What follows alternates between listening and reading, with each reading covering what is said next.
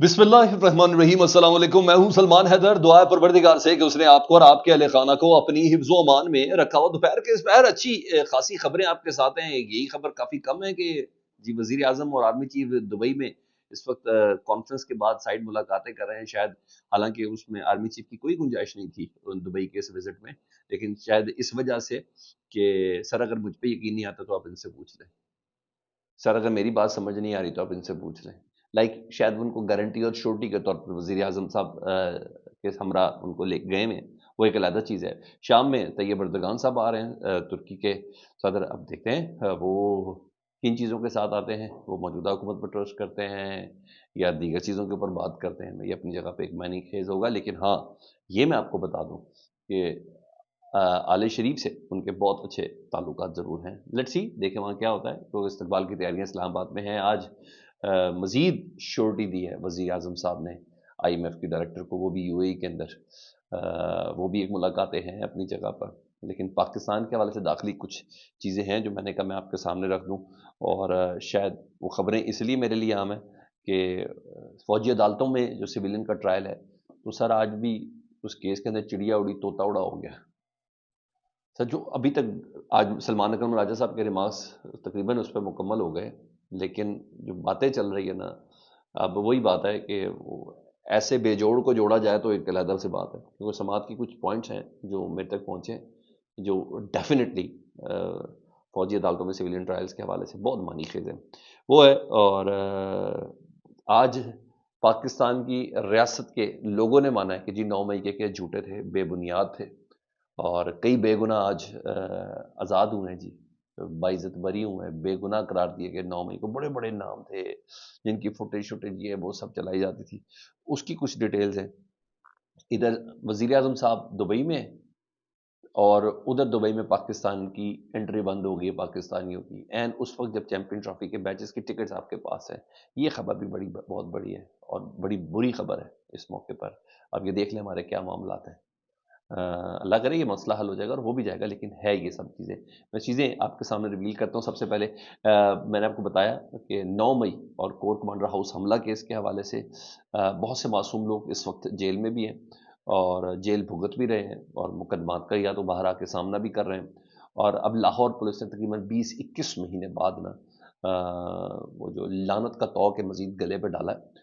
और 20 महीने बाद तारीखियाँ और पेशियाँ भुगतने के बाद इमरान खान साहब की जो बहनें हैं, अलीमा खान साहबा और अज़मा खान साहबा, इन दोनों को बेगुनाह करार दिया है और लिख के दिया है तफ्तीशी अफसर ने, जो पिछले 20 महीने से पेश नहीं हो रहा था। रोई हैं, चीखी हैं, चिल्लाई हैं इमरान खान साहब की बहनें कि तफ्तीशी अफसर तो पेश करें, सजा दें, सजा दें, सजा दें, ये तक कहती रही हैं। जज तक डर गए।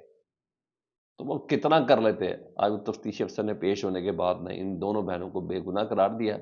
उन्हें कहा ना ही ये मुशावरत में शामिल थी, ना ही अमली तौर पर कोर कमांडर हाउस में दाखिल हुई हैं, और ना ही इन्होंने कोई तोड़ फोड़ की है, ना ही हमारे पास कोई सबूत है। और कितना जुल्म है सर, कितना जुल्म है। खैर इन्होंने बुरी जमानतें वापस ले ली, अब ये डिस्चार्ज होंगी। लेकिन अब ये चेक करो तो पेशावर हाई कोर्ट में भी, पेशावर में भी ये हुआ। शाहिद खटक साहब और दीगर PTI के लोग जो 9 मई के मुलविस थे और उनके ऊपर मुकदमा थे, 20 में पेशियाँ शेशियाँ इन सब ने भुगती हैं और कैदोबंद भी की है, तो जनाब वो भी बरी कर दिए गए हैं। शायद यही वो वजह है, जो CCTV फुटेज की गैबत की बात करते हैं ना, शायद यही वजह जो जुडिशल कमीशन की डिमांड की जाती है। ये तमाम चीज़ें हैं। और वे PTI का ये जो मुतालबा है ना, हकीकत के करीब नहीं, करीब तर नज़र आता है। लेकिन 21 माह में, 20 माह में जो चादर और चार दीवारी पामाल हुई है लोगों की, बाद में बेगुनाह हुए, जो माओ बहनों का तकद्दुस पामाल हुआ है, जो गेट तोड़े गए। मैं कहता हूँ 5 कहे होंगे पिछले वालों ने, 25 इन्होंने खुद रेटे किए हैं। बड़े बड़े पुलिस वाले अमीर हो गए इस दौरान। ये बदकिस्मती है हमारी। आप मुझे बताएं, जो बेहुरमती हुई है, क्या ये भूल सकते हैं? क्या रियासत के हवाले से इसमें मोहब्बत पैदा होगी? वो बेगुनाह लोगों के घरों के अंदर ये हुआ, जो बरी हो रहे हैं वो बेगुनाह ही थे ना। आप मुझे बताएं कि रियासत के लिए इसमें उनसियत और मोहब्बत होगी? नहीं सर। फितरत से उल्टा ना सोचें, फितरत से उल्टा ना सोचें, फिर बात होगी। تو بہرحال یہ چیز ہے. ادھر چیف جسٹس عامر فاروق صاحب انہوں نے کہا جی میں آخری وقت میں ظاہری بات ہے اپنا سی وی کلیئر کرنا ہے ادھر سے کیونکہ ساری شرائط تھی سب کچھ تھی. تو انہوں نے جو 5 ججز صاحب کی سینیٹی کا وہ جو معاملہ تھا نا جو ریپرزنٹیشن تھی اس کو پہ تو انہوں نے کہہ دیا تھا کہ جی یہ قابل قبول نہیں. ان کو انہوں نے سارے اعتراضات مسترد کر دیے سینیورٹی والے معاملہ کو. تو 8 صفحات پر ان کا جو تفصیلی فیصلہ جاری ہوا ہے تو جاتے جاتے انہوں نے کام ڈال دیا اور تفصیلی فیصلے کے مطابق سرفراز ڈوگر صاحب جو ہیں وہی سینئر ترین جج ہوں گے جی اسلام آباد ہائی کورٹ کے اور چیف جسٹس کے کینڈیڈیٹ بھی وہی ہوں گے. اور جو گفتگو کی انہوں نے ذرا آپ سن لیں جی. 5 ججز کی ریپرزنٹیشن مسترد کی جسٹس عامر فاروق صاحب نے. یہ 8 صفحات پر مشتمل تھا. جسٹس محسن اختر کیانی صاحب نے خط لکھا ہوا تھا ریپرزنٹیشن دی ہوئی تھی. اور جسٹس طارق جہانگیری جسٹس بابر ستار جسٹس سردار اعجاز جسٹس سمن رفت کی ریپرزنٹیشن کو مسترد کیا ہے اور رجسٹرار کو فیصلے کی کاپی سے آگاہ کرتے ہوئے کہا ہے کہ جج کی تعیناتی اور ٹرانسفر میں فرق ہے. ایک دفعہ کوئی جج ہائی کورٹ کا تعینات ہو کر حلف لے لے وہ تو یا تو 62 سال کی عمر میں ریٹائر ہوگا یا برطرف ہو جائے یا سپریم کورٹ تعینات ہو جائے یا استعفیٰ دے دے تبھی وہ ہائی کورٹ کا جج ختم ہو سکتا ہے. ایک دفعہ متعلقہ ہائی کورٹ کا حلف اٹھا لیا تو ٹرانسفر کے وقت وہ دوبارہ نیا حلف اٹھانے کی ضرورت نہیں ہے. اگر ضرورت ہوئی تو آئین میں لکھ دیا جاتا اور آئین اس سلسلے میں بالکل خاموش ہے. تو یہ معاملہ جا رہا ہے سپریم کورٹ میں سر جہاں اسلام آباد ہائی کورٹ کے جج جسے کہتے ہیں نا مدعی ہوں گے اور سپریم کورٹ اس کا فیصلہ کر رہی ہوگی. آپ حالت دیکھ لیں ہم لوگ کہاں پہنچ گئے. ہمارے جج انصاف لینے اب سپریم کورٹ جائیں گے ہائی کورٹ کے. تو بہرحال سپریم کورٹ کے ججز کو انصاف نہیں مل رہا ادھر کہاں مل رہا ہے. دوسری ہائی کورٹ میں ٹرانسفر کے بعد ججز کی سینیٹی آخری نمبر پہ ہوگا. سرحد پار بھارت میں تو ججز کا ٹرانسفر عام بات ہے. بھارت کی طرح پاکستان میں بھی ٹرانسفر پالیسی نہیں لیکن صدر پاکستان قانون کے مطابق ٹرانسفر کرتے ہیں. یار بھارت کی مثال کیوں دیتے ہیں؟ پاکستان میں نریندر مودی کی حکومت ہے بھارت کا آئین لاگو ہے. آپ کہتے ہیں بنیادی انسانی حقوق کی خلاف ورزی ہوتی ہے بھارت کے اندر تو یہ ہو رہا ہے سپریم کورٹ بھی بکی ہوئی ہے نہیں تو کشمیر کو ان کے حقوق مل جاتے. کشمیر کا جو بنیادی جو ان کا جو کردار ہے اور جو ثوابدیدی اختیار ہے ان کا وہ سارے مل جاتے. یہاں آپ کو اپنی مرضی تو بھارت سے مثالیں لے رہے ہیں. ہے نا مزیدار بات. تو انہوں نے بس بہرحال انہوں نے کہا نہیں ہو سکتا سینیٹی پہلے سے حلف ہوگی ٹرانسفر کے بعد نئی سینیٹی نہیں ہوگی. بھارتی سپریم کورٹ میں بھی ایک اہم فیصلے میں واضح کیا ہے تعیناتی اور ٹرانسفر میں بڑا فرق ہے. تو سر ہم لوگ وہ کہتے ہیں میٹھا میٹھا ہپ ہپ کڑوا کڑوا تھو تھو تو یہ مثالیں ہیں. تو جسٹس عامر فاروق صاحب نے ظاہری بات ہے بہت محنت کی ہے اس سلسلے میں بہت زیادہ محنت کی ہے. تو وہ انہوں نے اس کا جواب دینا ہی دینا تھا. ادھر بڑا زبردست کام ہوا جی سویلینز کے فوجی ٹرائل کے حوالے سے. سلمان اکرم راجہ صاحب کے آج دلائل کمپلیٹ ہو گئے جی. انہوں نے آج حالات میں کمپلیٹ کرنے تھے. تو آج جو دلائل ہوئے تو اس میں ذرا سن لیں. سلمان اکرم راجہ صاحب نے بڑی 1-on-1 گفتگو کی ہے اور وہ بالکل سپیچ لیس تھے. پھر ایک سٹیج پہ نعیم افغان صاحب نے کہا میں ذرا مذاق سے آپ سے ذرا تھوڑا سا لائٹر موڈ آپ سے بات کروں تو کروں. تو سلمان اکرم راجہ صاحب نے کہا کہ بلیک ہول ہے آرمی ایکٹ. آرمی ایکٹ میں کسی بھی ترمیم سے بنیادی حقوق ختم نہیں ہو سکتے. قانون کے مطابق جرم کا تعلق آرمی ایکٹ سے ہونا ضروری ہے. آرم فورسز کا کوئی شخص گھر بیٹھے کوئی جرم کرتا ہے تو کیا آرمی ایکٹ لگے گا؟ مثال کے طور پر پنجاب میں پتنگ اڑانا منع ہے.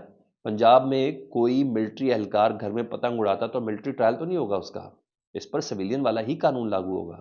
اور اگر کسی فوجی جوان کا گھریلو مسئلہ ہے جیسے اگر وہ پہلی بیوی کی مرضی کے بغیر دوسری شادی کر لے تو کیا دوسری شادی والے کو ملٹری کوڈ بھیجا جائے گا؟ یہ بڑے لاجک کے ساتھ اسپیچ لیس تھے کہ بھائی کیسے کر سکتے ہو آپ سویلین کو فوجی عدالت میں لے کے جا رہے ہو کیسے ہو سکتا ہے. مزید انہوں نے سلمان اکرم راجہ صاحب سے نعیم افغان صاحب نے کہا انہوں نے کہا ہلکے پھلکے انداز میں کہہ رہا ہوں برا نہیں منائیے گا. آپ ایک سیاسی جماعت کے ساتھ ہیں. آج کل سیاسی وابستگی بھی ہے. جب آپ کی سیاسی پارٹی کی حکومت تھی تو اس وقت آرمی ایکٹ میں ایک ترمیم کی گئی. اس وقت پارلیمنٹ نے بڑی گرم جوشی کے ساتھ آرمی ایکٹ سے متعلق قانون سازی کی.